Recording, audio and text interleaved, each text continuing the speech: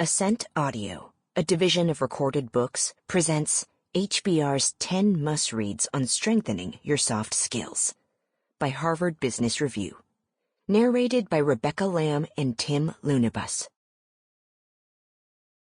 The C-Suite Skills That Matter Most by Raffaella Sadun, Joseph Fuller, Stephen Hansen, and PJ Neal.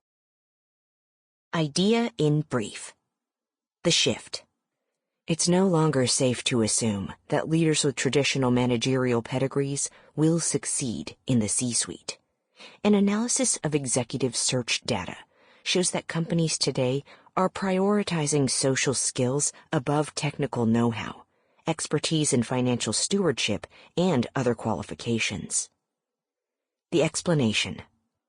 Large companies today have increasingly complex operations, heavier reliance on technology, more workforce diversity, and greater public accountability for their behavior.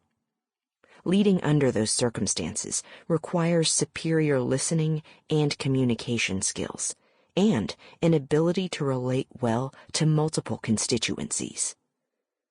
The path forward.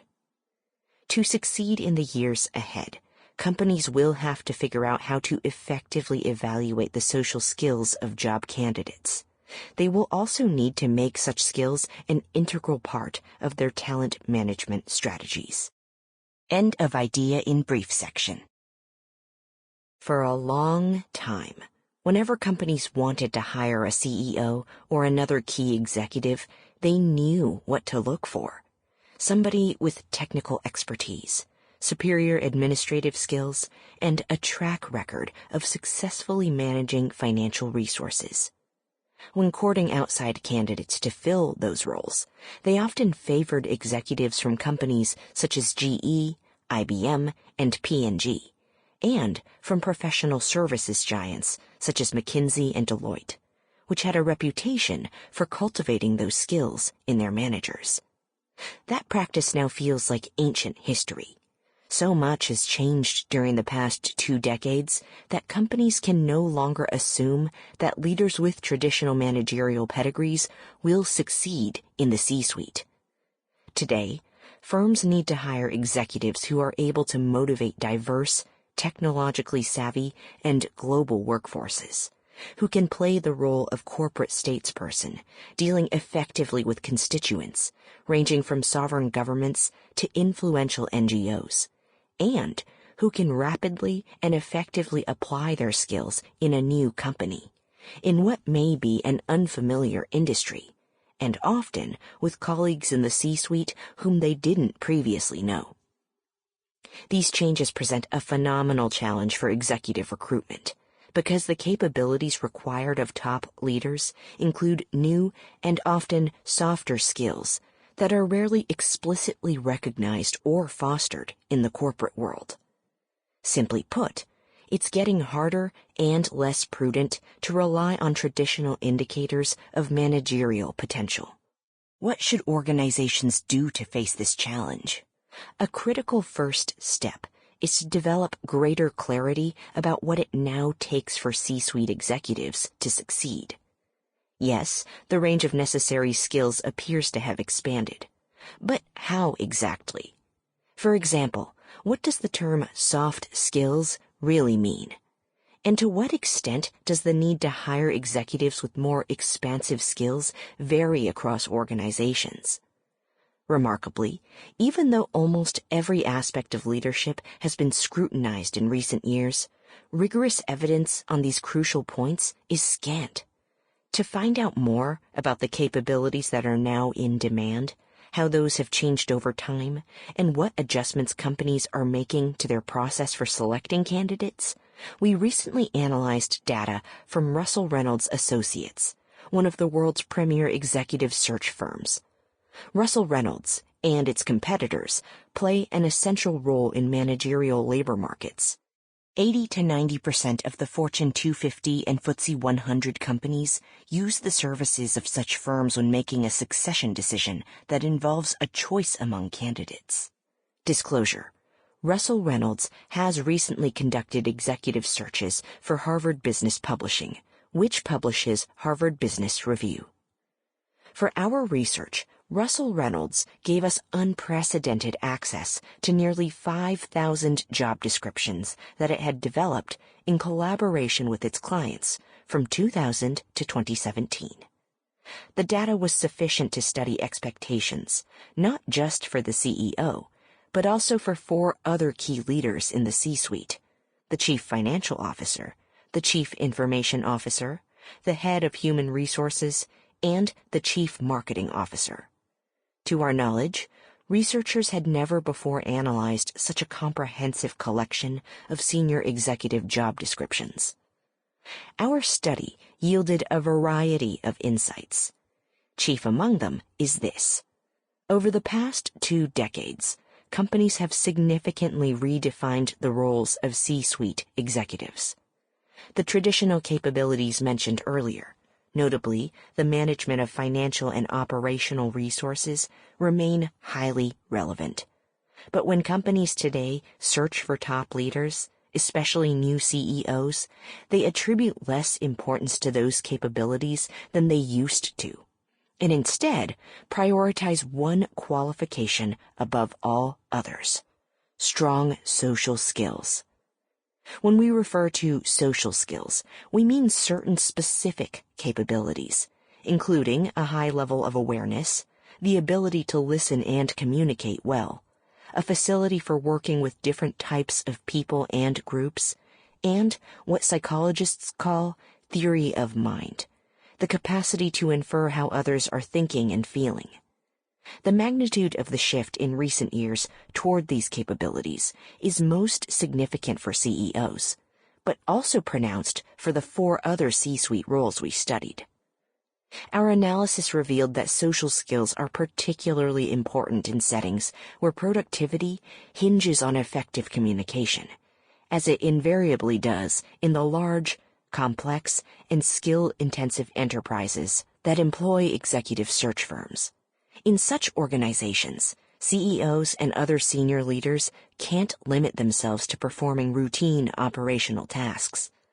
They also have to spend a significant amount of time interacting with others and enabling coordination by communicating information, facilitating the exchange of ideas, building and overseeing teams, and identifying and solving problems. Intriguingly, the evolution of skills requirements in the C-suite parallels developments in the workforce as a whole. At all employment levels today, more and more jobs require highly developed social skills. Harvard's David Deming, among others, has demonstrated that such jobs have grown at a faster rate than the labor market as a whole, and that compensation for them is growing faster than average. Why is this shift toward social skills taking place, and what implications does it have for executive development, CEO succession planning, and the organization of the C-suite? This article offers some preliminary thoughts. About the research. This article is based on a rich dataset drawn from almost 5,000 job descriptions compiled by Russell Reynolds Associates in companies conducting searches for various C-suite positions. Translating that data into variables that were amenable to quantitative analysis was no easy feat, because the job descriptions did not follow a standard structure or contain standard content. Our approach involved 2 steps.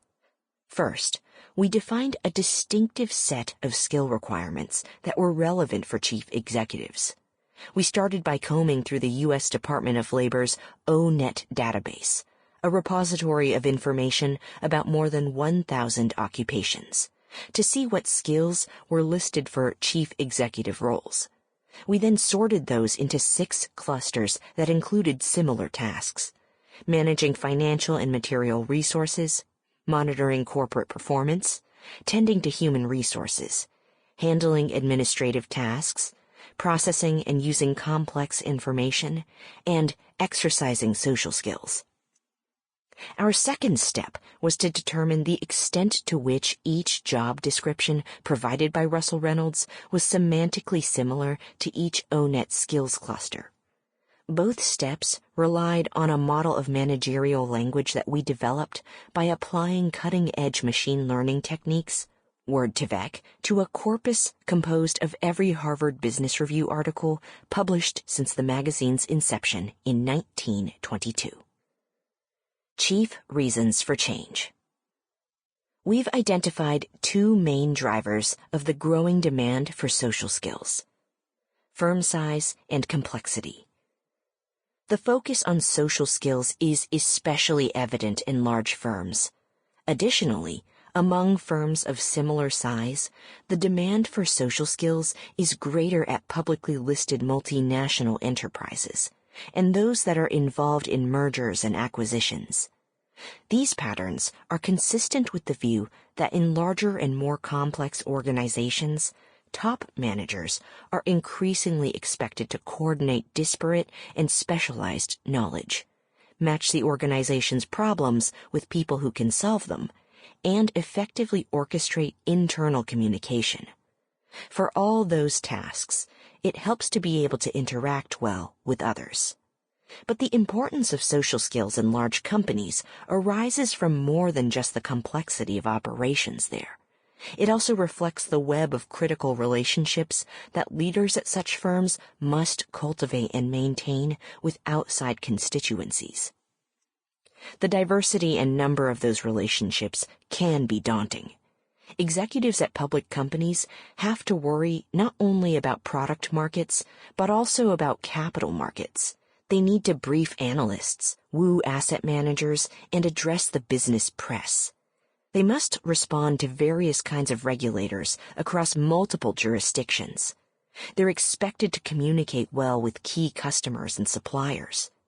During mergers and acquisitions, they have to attend carefully to constituents who are important to closing the transaction and supporting the post-merger integration. Highly developed social skills are critical to success in all those arenas. Information processing technologies. The more we automate information handling, management guru Peter Drucker wrote several decades ago, the more we will have to create opportunities for effective communication. That has turned out to be prescient. Companies that rely significantly on information processing technologies today also tend to be those that need leaders with especially strong social skills. Here's why. Increasingly, in every part of the organization, when companies automate routine tasks, their competitiveness hinges on capabilities that computer systems simply don't have. Things such as judgment, creativity, and perception. In technologically intensive firms, where automation is widespread, leaders have to align a heterogeneous workforce, respond to unexpected events, and manage conflict in the decision-making process, all of which are best done by managers with strong social skills. Moreover, most companies today rely on many of the same technological platforms: Amazon Web Services, Facebook, Google, Microsoft, Salesforce, Workday.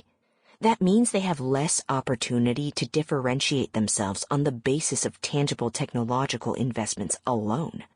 When every major competitor in a market leverages the same suite of tools, leaders need to distinguish themselves through superior management of the people who use those tools.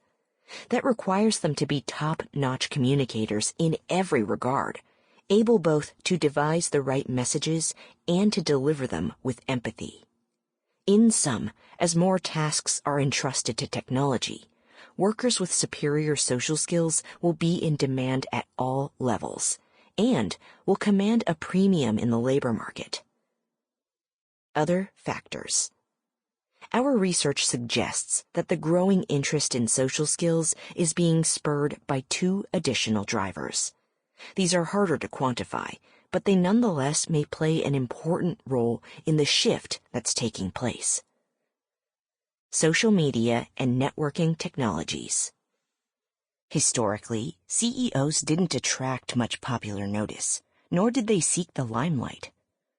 While other business people, investors, and members of the business press paid attention to them, the public generally did not, except in the cases of celebrity CEOs, such as GE's Jack Welch, Sony's Akio Morita, and Chrysler's Lee Iacocca.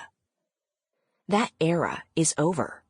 As companies move away from shareholder primacy and focus more broadly on stakeholder capitalism, CEOs and other senior leaders are expected to be public figures. They're obliged not only to interact with an increasingly broad range of internal and external constituencies, but to do so personally and transparently and accountably.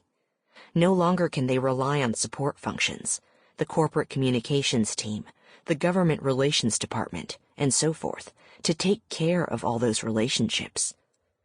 Furthermore, top leaders must manage interactions in real time, thanks to the increasing prevalence of both social media, which can capture and publicize missteps nearly instantaneously, and network platforms, such as Slack and Glassdoor, which allow employees to widely disseminate information and opinions about their colleagues and bosses.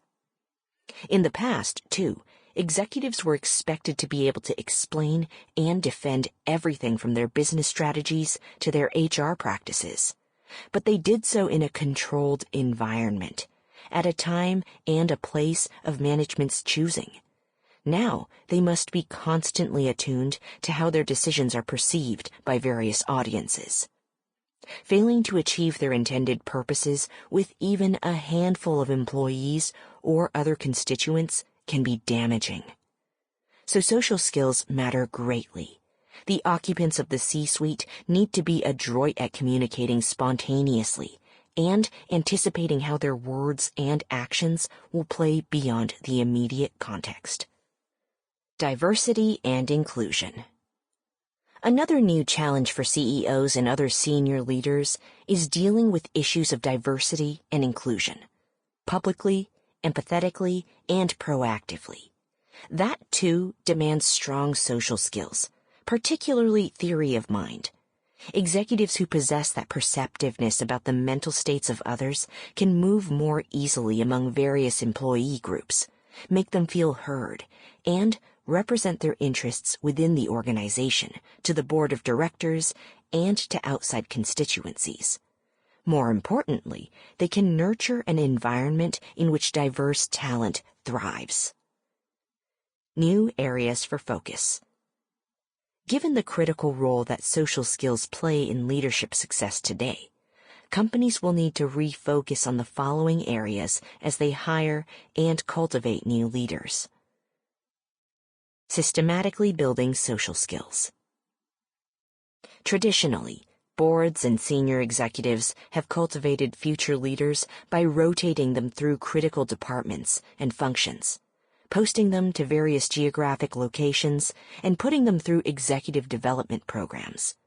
It was assumed that the best way to prepare promising managers for a future in the C-suite was to have them develop deep competence in a variety of administrative and operational roles. With this model, evaluating success and failure was reasonably straightforward. Processes ran smoothly, or they didn't. Results were achieved, or they weren't. Social skills mattered, of course. As up-and-comers moved through functions and geographies, their ability to quickly form constructive relationships with colleagues, customers, regulators, and suppliers affected their performance. But such skills were considered something of a bonus. They were a means to achieving operational objectives, a prerequisite for advancement, and were seldom evaluated in an explicit, systematic, and objective way.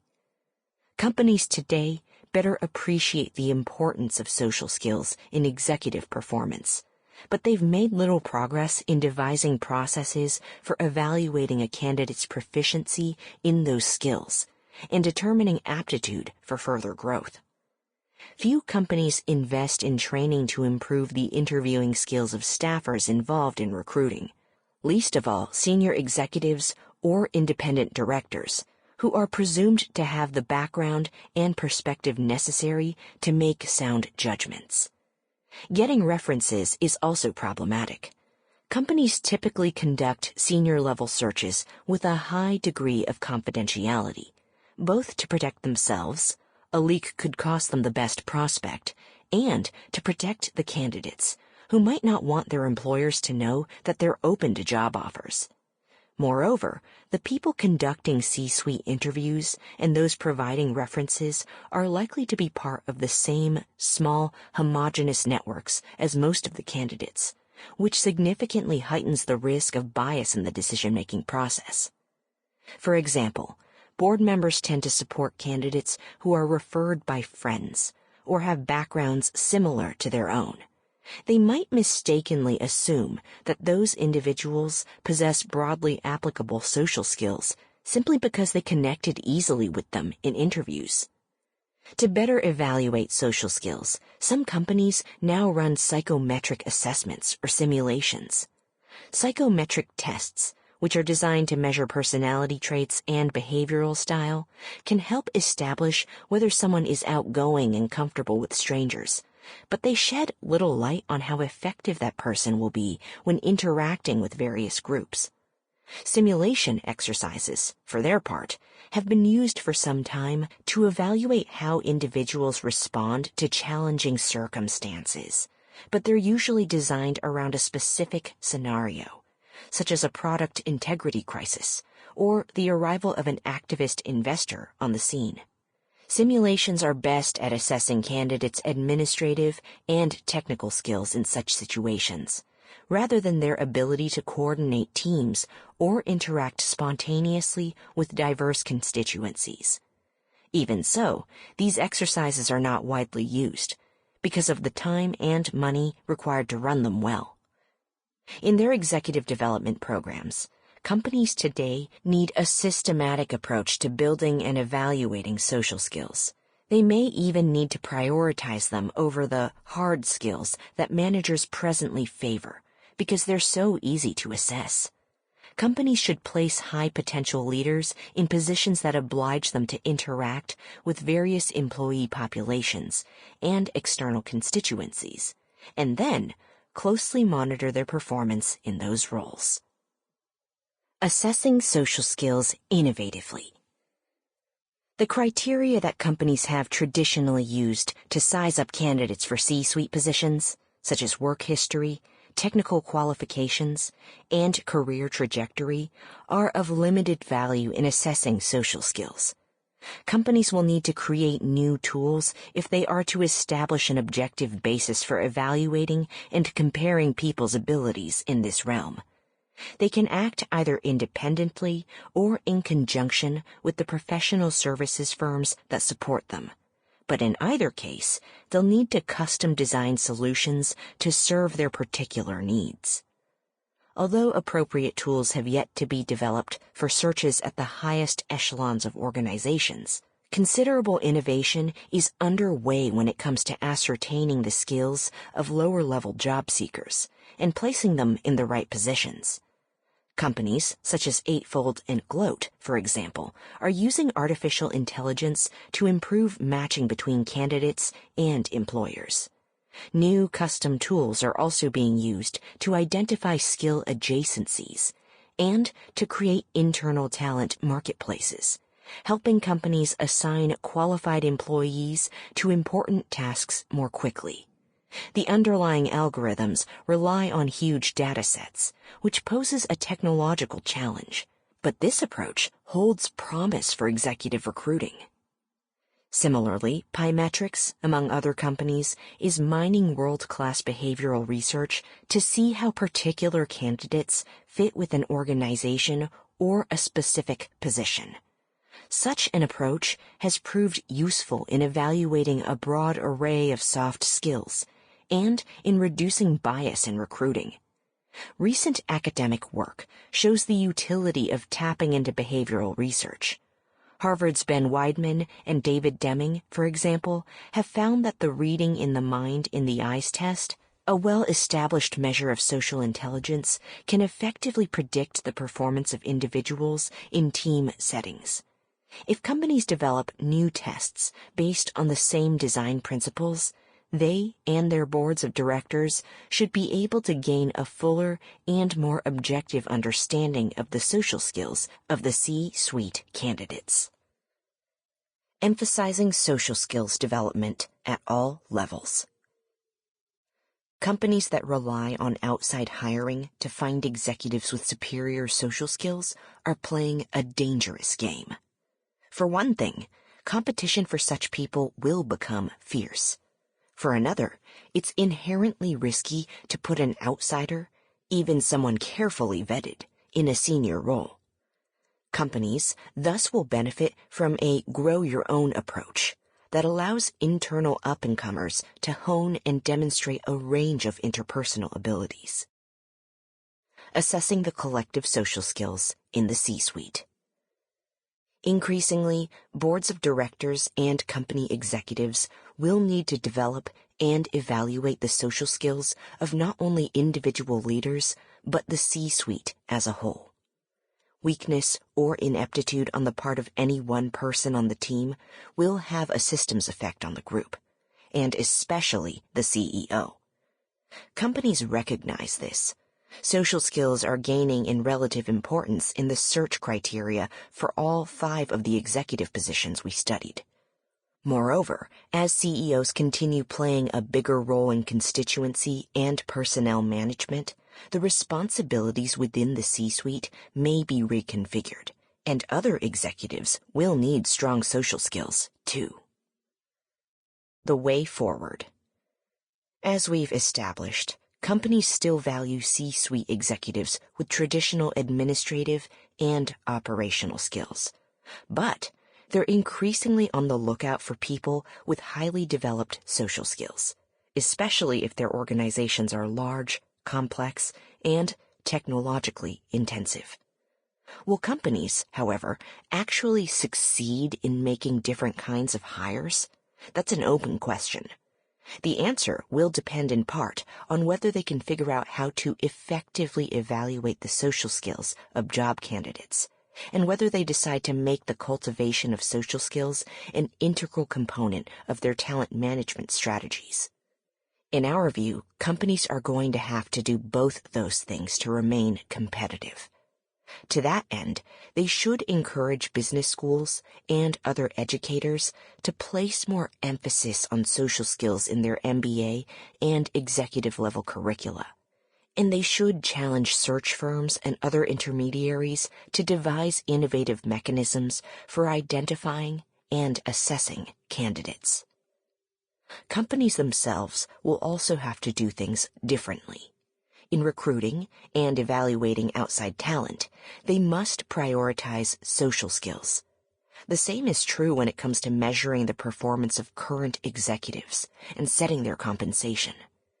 In addition, firms should make strong social skills a criterion for promotion, and they should task supervisors with nurturing such skills in high-potential subordinates. In the years ahead, some companies may focus on trying to better identify and hire leaders with the right stuff. Others may pay more attention to executive training and retention. But no matter what approach they adopt, it's clear that to succeed in an increasingly challenging business environment, they'll have to profoundly rethink their current practices. The Focused Leader by Daniel Goleman.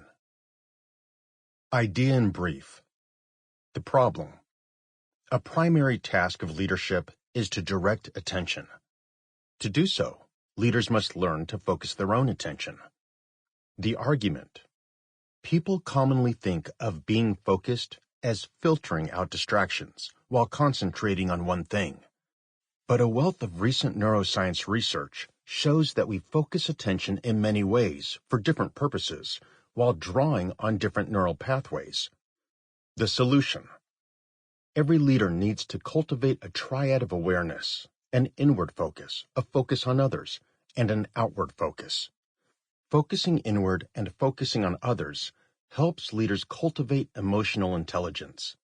Focusing outward can improve their ability to devise strategy, innovate, and manage organizations. End of idea in brief section. A primary task of leadership is to direct attention. To do so, leaders must learn to focus their own attention. When we speak about being focused, we commonly mean thinking about one thing while filtering out distractions. But a wealth of recent research in Sample complete. Ready to continue?